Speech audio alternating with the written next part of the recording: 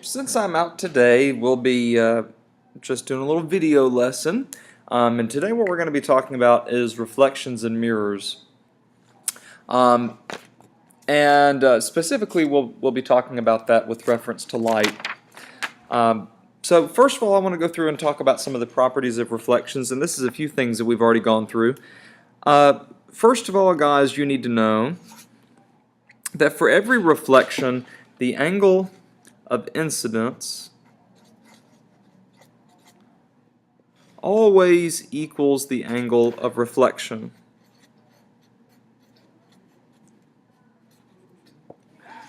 Okay, so what that means, I'm not sure why this is, whatever. So what that means is if I have a surface, and let's say there's some sort of source of light, maybe it's a flashlight,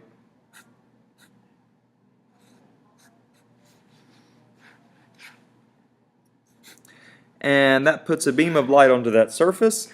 If I plot what's called the normal line on that surface,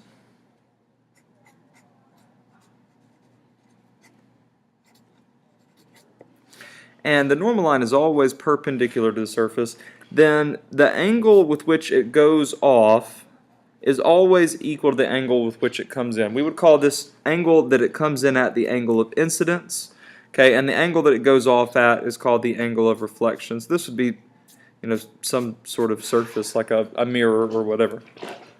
And so that beam of light would come in at a certain angle and it would go out at a certain angle. So let me show you that.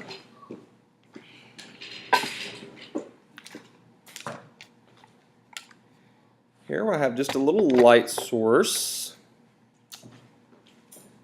and I'm going to set the light source to just show us one beam of light at a time. Turn the lights off.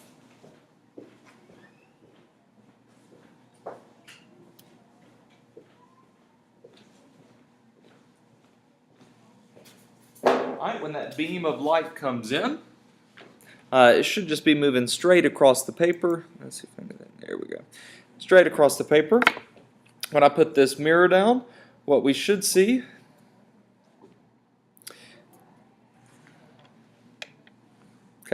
is the angle with which it comes in at constantly equals the angle with which it leaves at. Okay, so it doesn't matter how I adjust this mirror. Okay, the angle of incidence there equals the angle of reflection, and you can prove that. I could draw, if this is the surface, 90. It's really hard to see. Let's see if I can get this light off here. There we go. If this is the surface, 90 degrees to that surface would be this line right here. Okay, and I wish that was easier to see.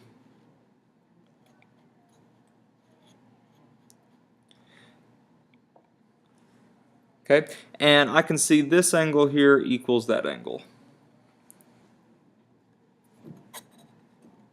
Okay, it's my camera's being a little stubborn today.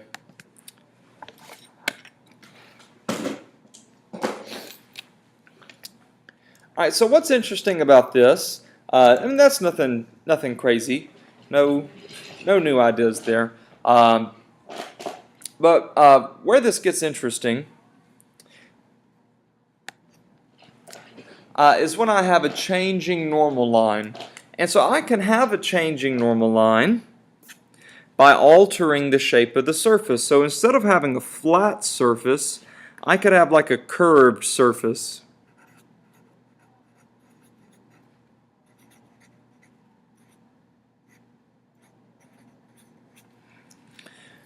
Okay, so for example, let's say I had a surface that was kind of like that.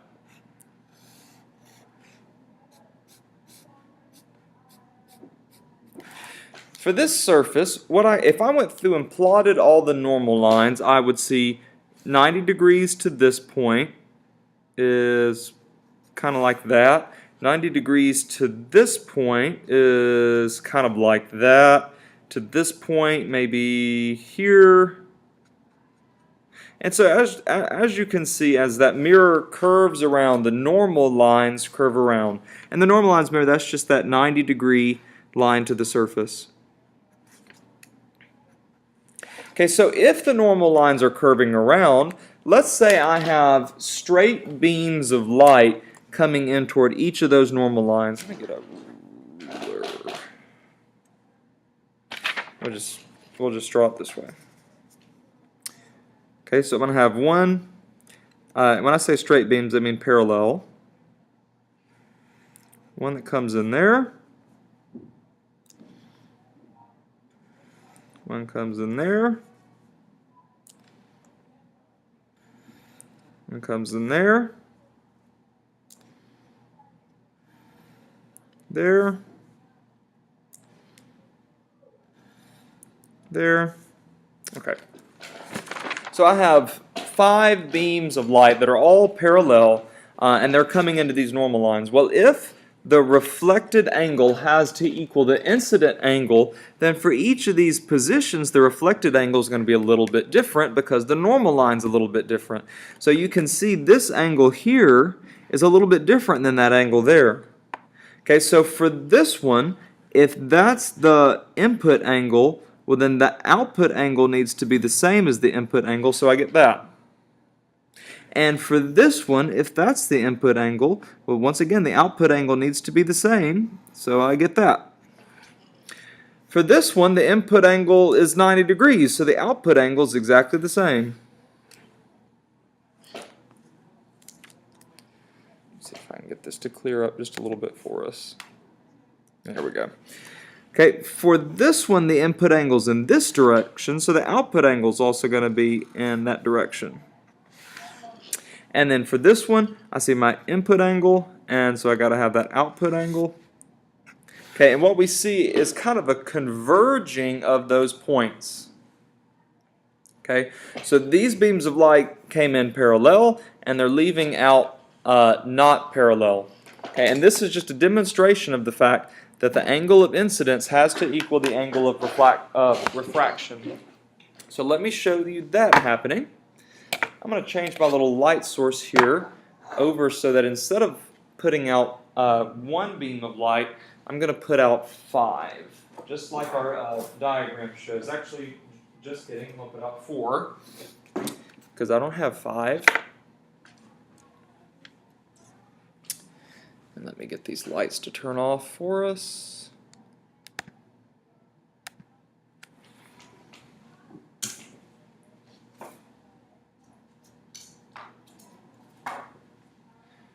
Okay.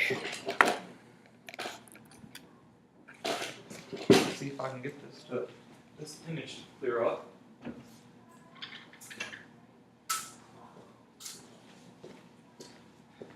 There we go.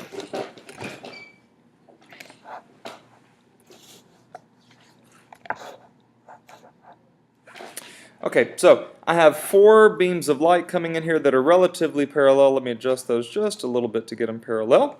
I can see is that those beams of light now are getting reflected to a central point. Okay, and the general idea is since this mirror is curving, the angle of the normal lines are curving, and so therefore the angles of reflections have to curve. Okay, so we end up with a kind of strange reflection pattern there. Okay, and that's because as that mirror curves, the normal line from the mirror's surface is also curving.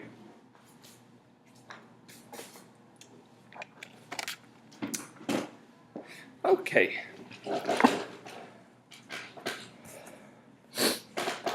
So that's the our central law with mirrors is that the angle of incidence is going to be equal to the angle of refraction. I don't know why I'm struggling with that word, refraction, not reflection, refraction. Okay, so in terms of reflections, we're going to have 2 different types of reflections. we're going to have diffuse reflection, and we're going to have specular reflection. Not spectacular, but specular, although it is quite spectacular. Not that diffuse isn't spectacular. Well, it's not. Well, I mean, I guess maybe. I don't know. I'll let you decide that.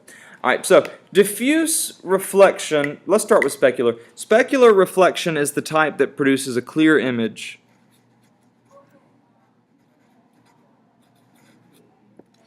Diffuse reflection is the type that produces no image.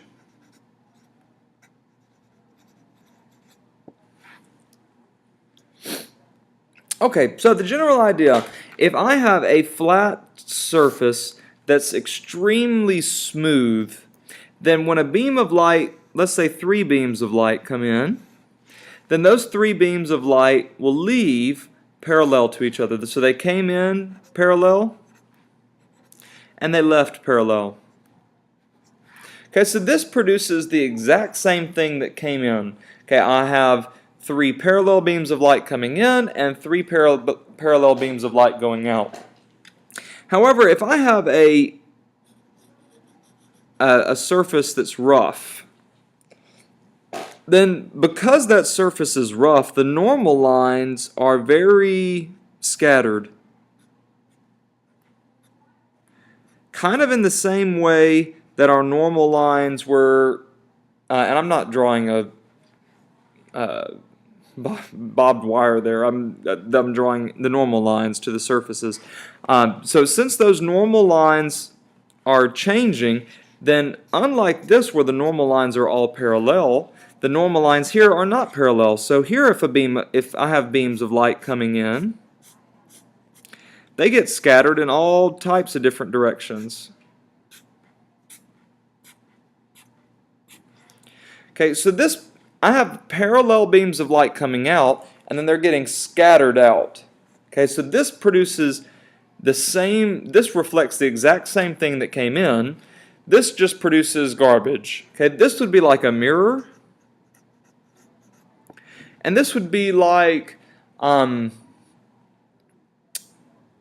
of a good example. You know when you have those lamps that just shine up on the ceiling, and by shining up on the ceiling, they light the whole room? Okay, this does the exact same thing, guys. If you had a mirror on the ceiling, then that light would go down and it would light up just one little part of the floor. But because the ceiling has this little bumpy ridges to it, the ceiling is going to spread that light throughout the whole room. Okay, so this would be a diffuse reflection. This would be a specular reflection. So let me show you that.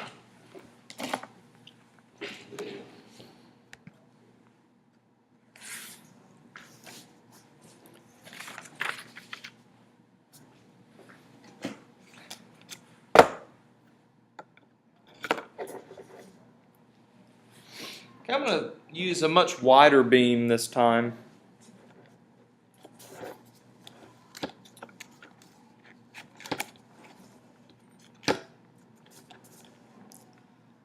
Okay, what we should see, guys, is with this mirror, that wider beam, it comes in at a certain width and it goes out at the exact same width. Okay, this beam is not, this mirror is not scattering the beam. It's not causing it to branch out and move farther out. Okay, however, if I just put something like paper up here,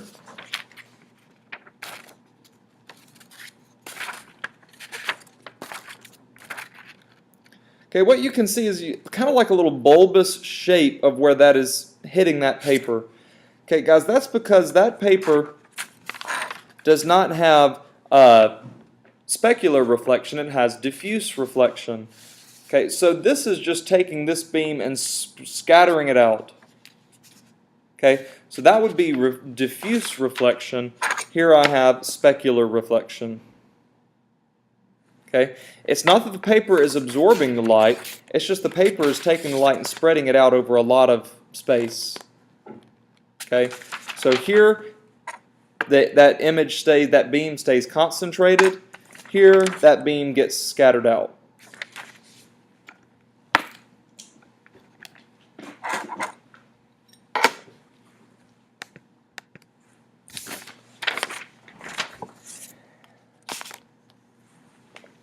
Okay, so mirrors are able to form images. We're able to look in a mirror and see ourselves because mirrors have this specular reflection. Okay, and the general way that this works is if there is a mirror,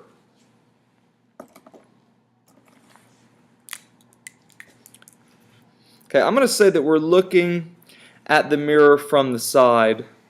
Okay, so this, if I were to draw it back, this would be, if this is your bathroom mirror, you're standing inside of the wall looking at it from the side. And let's say you're standing in front of this mirror and you are getting dressed. Okay, and you're looking at yourself in the mirror. Guys, the only way you see something is if light enters your eye. Okay, so everything I see from the mirror, I know it has to be reflecting to my eye. Okay, so we'll say that's, I'll go ahead and draw two. We'll go ahead and say that it has, any light that I see has to come to my eye. So let's track one beam of light that leaves your hand and goes to your eye. Okay, let me get her, there we go, just a flat surface. Okay, that beam of light, guys, in order to get to your eye, it needs to leave your hand and come towards your eye. Okay, so the beam of light that you see as your hand left your hand, hit the mirror, reflected off, and came to your eye. Okay. However, guys, our eyes aren't too bright, and when they're not very smart. Okay, our eyes cannot tell that light has been bent. Okay, here that light got reflected off. Our eyes can't see that happened. All we can see is that light entered our eyes. So our brain, what it does is it tries to assume where that light came from. And based on previous experience, it's going to say that light came from here. That's a real nice straight line. Good job, John. Okay, it's going to say that light came from here. So instead of seeing your hand here, it's going to see your hand here. Okay, and let's say a beam of light comes from your foot and goes to your eye. So I'm seeing my foot in the mirror as well. Okay, so that looks about right to me. So a beam of light leaves your foot and comes to your eye. Okay, well, once again, your eye can't tell that beam of light came from down here. So your brain just tries to say, okay, well, where do I think that came from? And so what it's going to do is it's going to extend that back. Based on previous experience, it knows what a foot looks like. Okay, and it's going to see your foot down here. Okay, same thing happens with all the rest of them. Okay, maybe a beam of light comes from your head.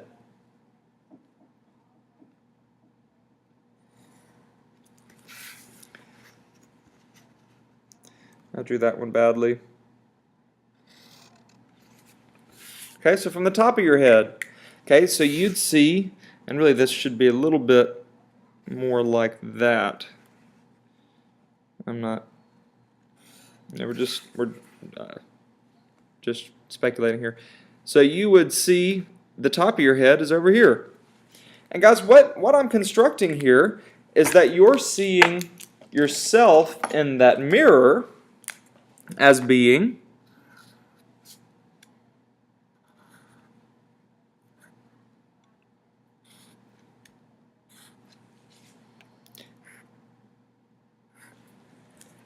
okay?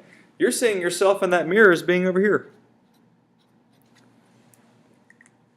And that's true. When you look at a mirror, it seems like what you're seeing is actually kind of behind the mirror. And so a lot of the times, you'll be in a room. This happened to me before. I was in a restaurant, and the restaurant had a mirror in the back, and it was a mirror that went across the whole back of the restaurant. And so I was thinking the restaurant just went on and on and on and on and on, much farther back behind. And you don't realize that you're actually looking at a mirror of the restaurant until you see yourself moving. Okay, and that's because that mirror is just reflecting the restaurant, and your brain can't see that that light was reflected. All it sees is that light came from there, and so your brain makes an assumption. Okay, is that actually more space back there, or is the light reflecting? And until you see yourself in the mirror, all you know is that there's another room back there. Okay, and upon seeing yourself in the mirror, or upon recognizing some sort of pattern, that's what you think. Okay, you think that there must be another room back there. Okay, so sometimes mirrors are curved and distorted, and that causes either maybe you look like you're looking at something zoomed in, or maybe you look like or it looks like you're looking at something zoomed out. And so there are two different types of curved mirrors. I have concave and I have convex. Okay, and a concave mirror is one where the mirror caves in, concave. Okay, so this would be you over here looking at the mirror. Okay, and a convex mirror is one that curves out. That's really bad.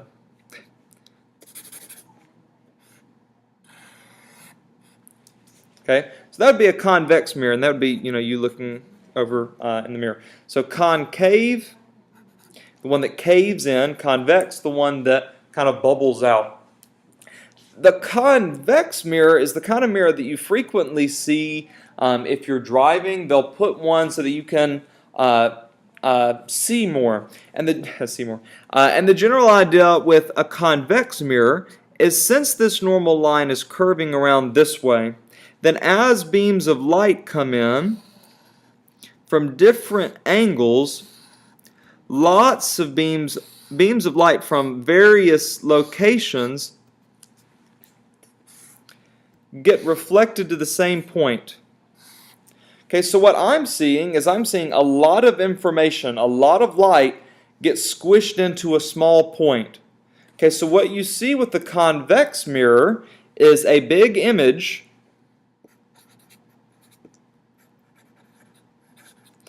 as small. Okay, you can kind of think of this, guys, if you have your iPhone and you take all these rays of light and squish them in, if you went like that, that would zoom the iPhone out, right? So if you're on Google Maps and you did that, then it would zoom out. Okay, and the same, I can pull up a picture and show you.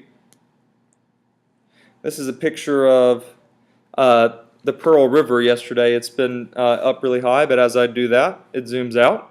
Okay, so the same idea here. A convex mirror shows me kind of a zoomed out image. Okay.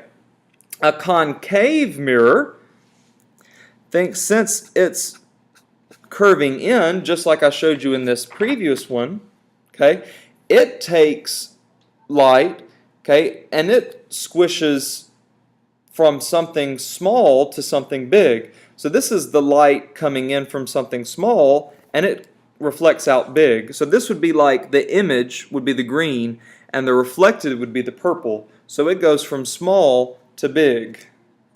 Okay, so a concave shows a small image as big, which results in a really interesting effect. Convex will always show you the image with the correct orientation. So if something is at the top, you'll see it at the top, and if something is at the bottom, you'll see it at the bottom. So it's not going to flip anything.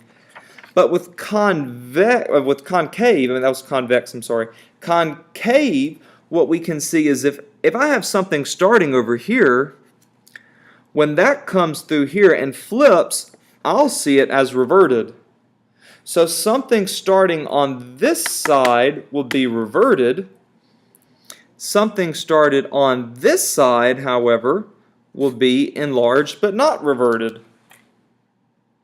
Okay, so it blows up an image. Okay, it increases the size of an image. And by the way, I'm looking at the green as the original and the purple as the reflected.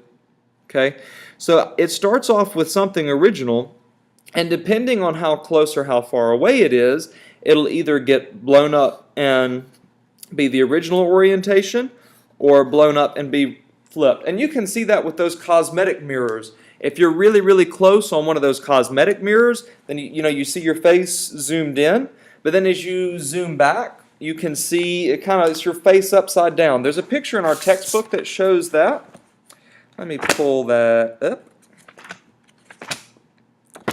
Of course, I already closed it.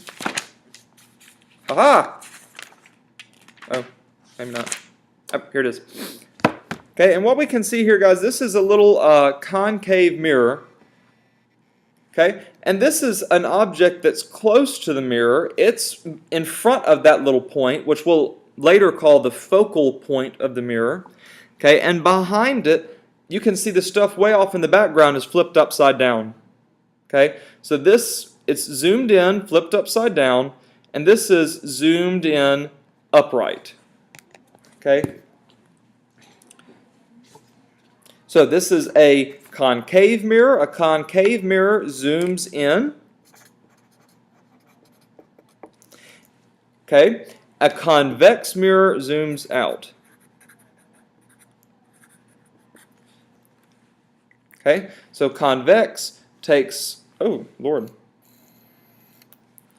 Okay, so convex mirror takes all these beams of light and focuses them in.